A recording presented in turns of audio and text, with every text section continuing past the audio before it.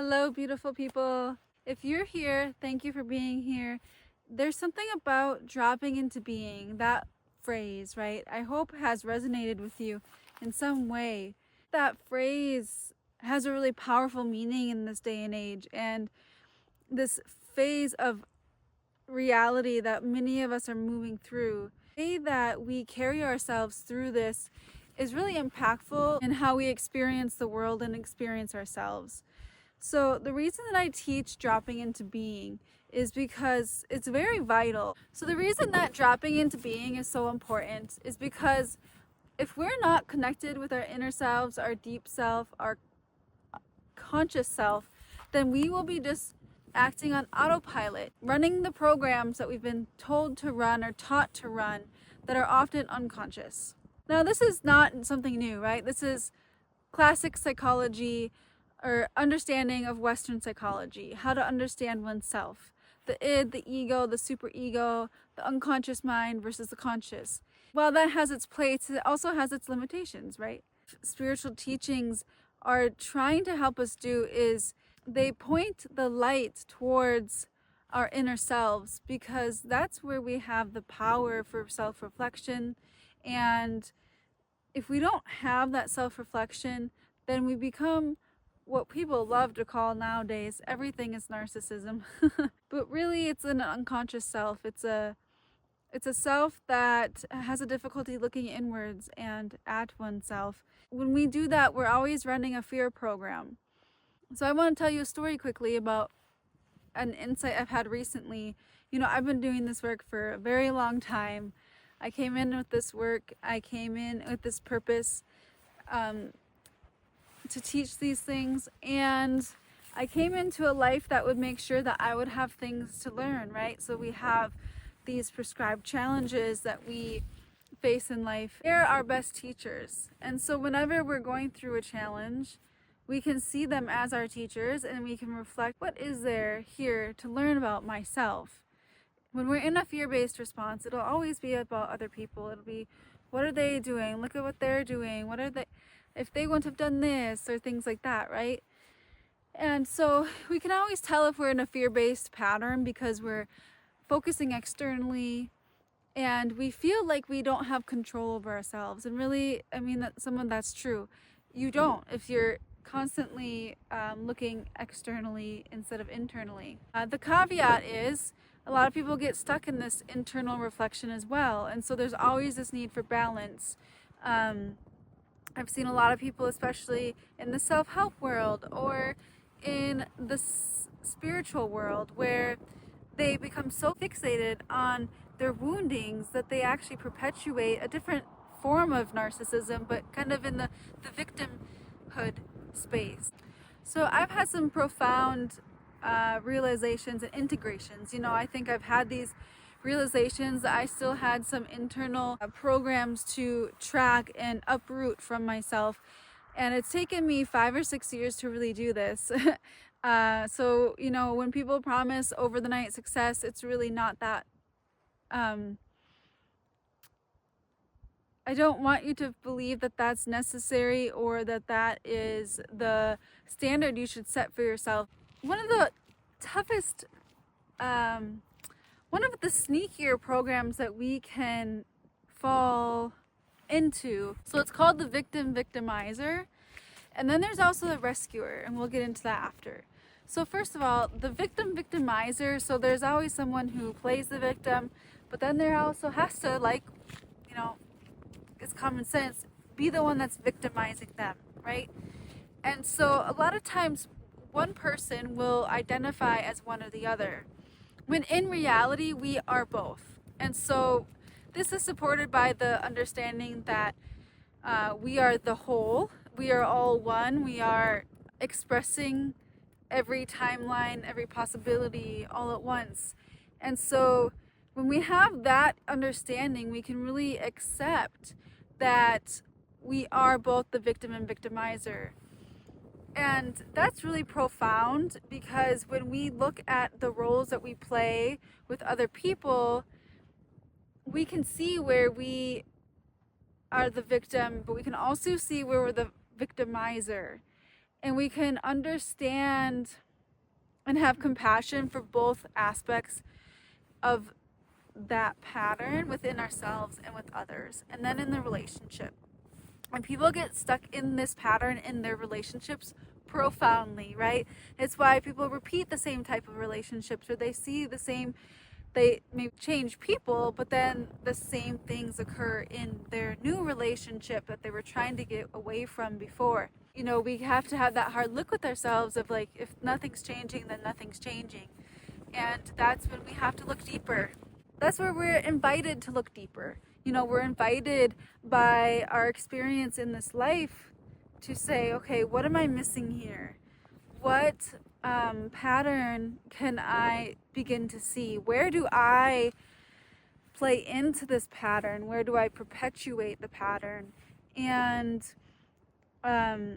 this can become really tricky in the mind. It can become confusing for a lot of us when we're uprooting this system, or this pattern, because there's so much in the current culture that praises people to be the victim and then perpetuates blaming the victimizer instead of having ultimate responsibility over oneself.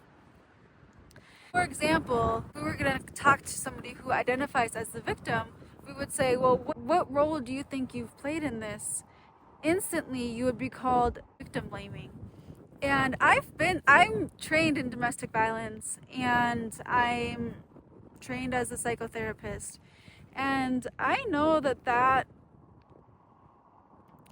connotation and that inclination to protect the victim seems to be paramount, because we perceive that the victim is the victim for a reason, that we perceive that they are less powerful, or that they are in some way needing of our help. And that's also where we can see our own patterns of wanting to be the rescuer and perceiving that people need to be rescued. It's really interesting when we really start to peel back the layers about how this dichotomy between victim victimizer continues the separation within ourselves. Well, so I'll actually tell you, when I was working in domestic violence and I was co-facilitating a program with a probation officer, and then I was a therapist, we taught a program to quote unquote the abusers, right, who had domestic charges that were legal charges. And we ran a program to help them identify the thoughts, behaviors, actions, and things like that, so that they could see their intentions behind their actions and things like this. And so what's profound is when you really listen to the stories of anyone, you see that everyone's been victimized in some way. And often that's where they learn these behaviors, right? And when you look at the core of human behavior, we also see that people are, everything is stimulus and response, stimulus, response. That we've learned that, if this thing happens, and if I do this, it'll either reinforce or it'll decrease the response that I'm looking for, or the desire that I'm looking for, the behavior in the other person that I would like or prefer, right? And so this is where you can understand that manipulation isn't really like a manipulation the way we like to think about it. We really put a lot of shame and blame in the idea of people being manipulative. It's a very human, natural thing to do. When we grow up in systems that didn't honor our individuality, who didn't encourage our individuality or uniqueness, who first encouraged conformity and compliance. And so we learn to manipulate as a way of survival. And so for the victim and victimizer, that's just the reality. And we all have lived in that form because we've been in a society that does that to us on a larger scale. And that, my friends, is probably a bigger conversation for another day.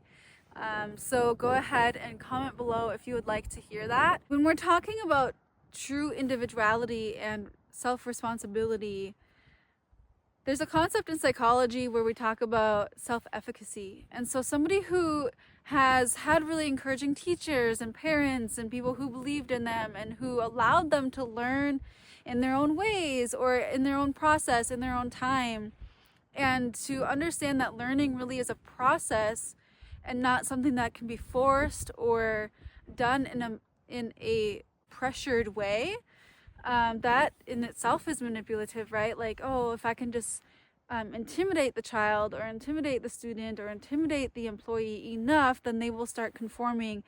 That's not really them learning it, right? They're just learning to then see what behavior they're expected to do and then to do that behavior because it will reduce the amount of pressure, right? And so that's being put on them. And so a lot of us, when we grew up with those type systems of teaching or parenting, then we have a very low self-efficacy. So that's somebody who's going to struggle with thinking that they can learn anything. They're going to be like, oh, I'm not very good at learning. I'm not very good at school. I'm not very good at thinking about things myself. I can't figure things out on my own.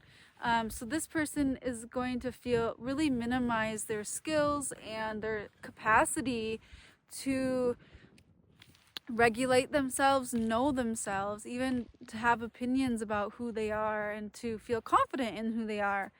And these type of people are obviously the ones that are going to be more likely to feel victimized because at some point there was somebody louder, stronger, more influential over them.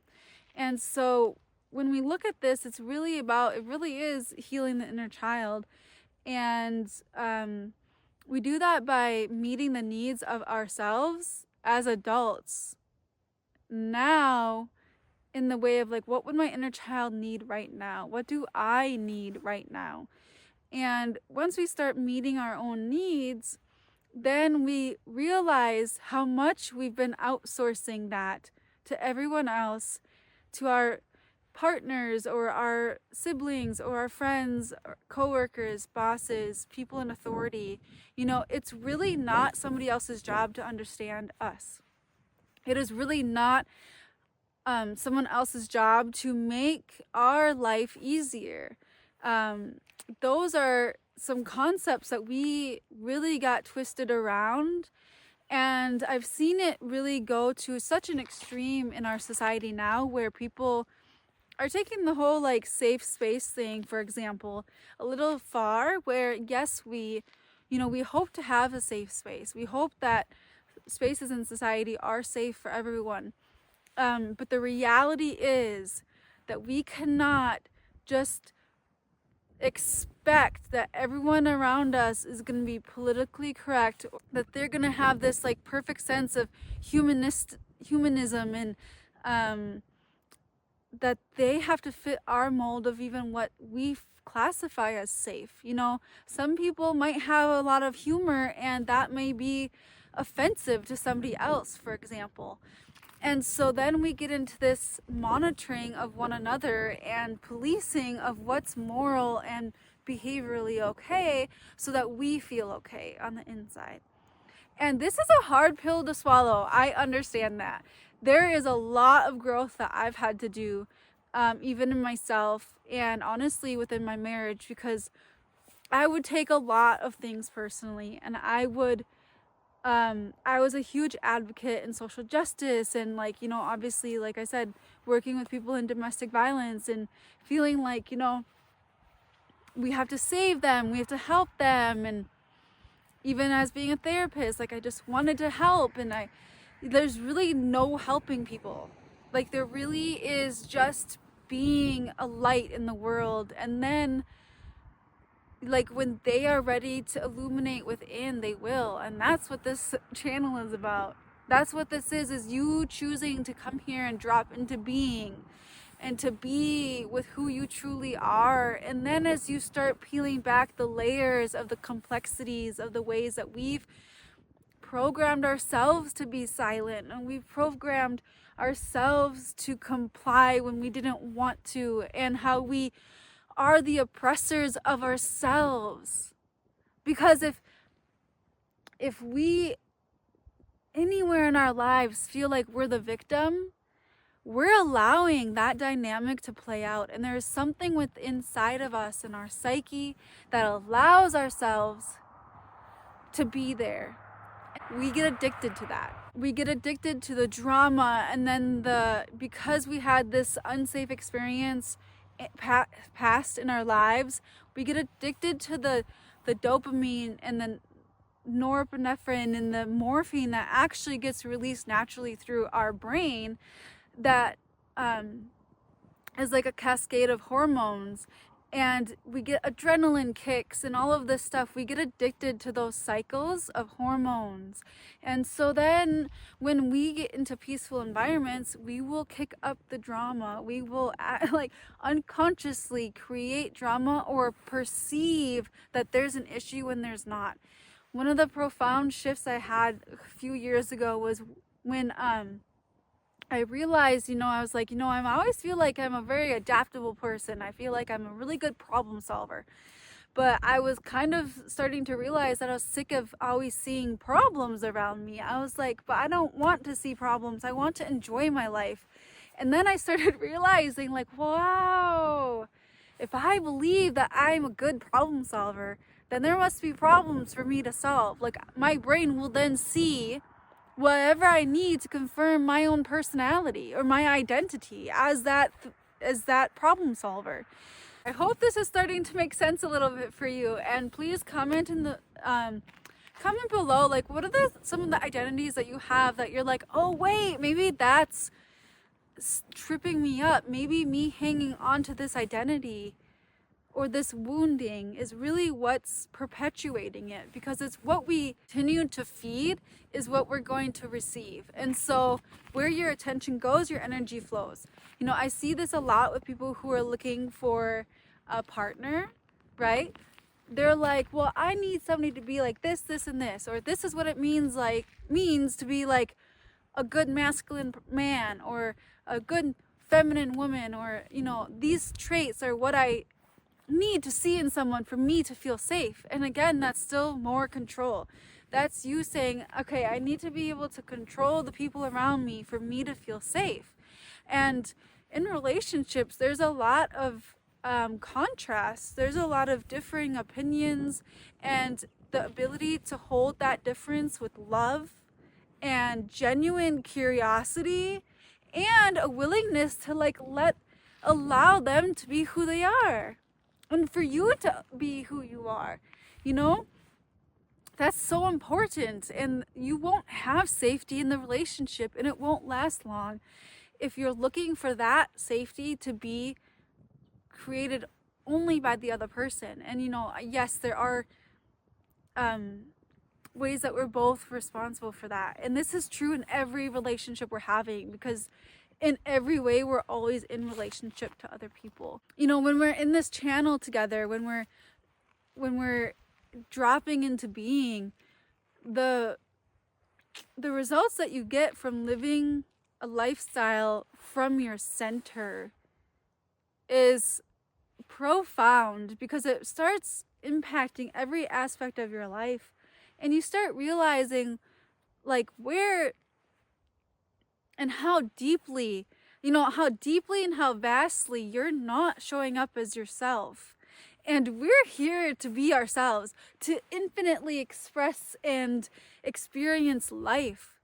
And we can't experience all of life when we're saying, okay, but I'm only going to approve of this sliver of experience. This is only what I want to experience. Or I'm only going to be okay if my life looks like this or this or this, or if my friendships look like this or this or this, right?